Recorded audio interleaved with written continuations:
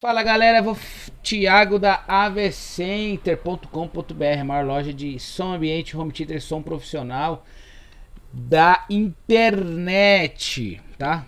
Nós estamos na Vila Nova Cantareira aqui em São Paulo.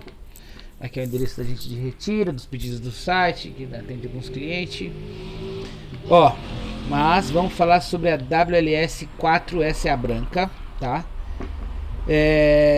Aqui tem as especificações dela atrás. É uma caixa som ambiente de 100 a 20 kHz. Ela é uma caixa que aguenta até 50 watts. Acessibilidade é um woofer de 4.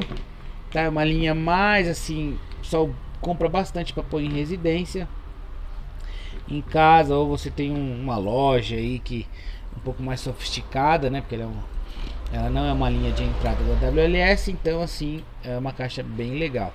Você tem tanto o suporte quanto você tem os suportes de parede de caixas mesmo, né, que você pode estar colocando.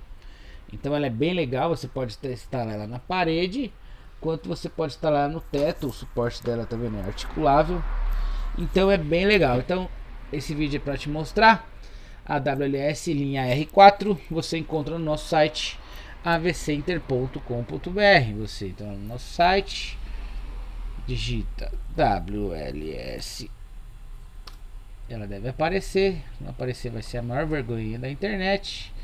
Aqui, ó, caixas WLS. Já começa a aparecer, tá vendo? Tá achando aqui, ó. Beleza? WLS você encontra na AVC. Então, obrigado. Só digitar, liga pra gente. Vamos que vamos.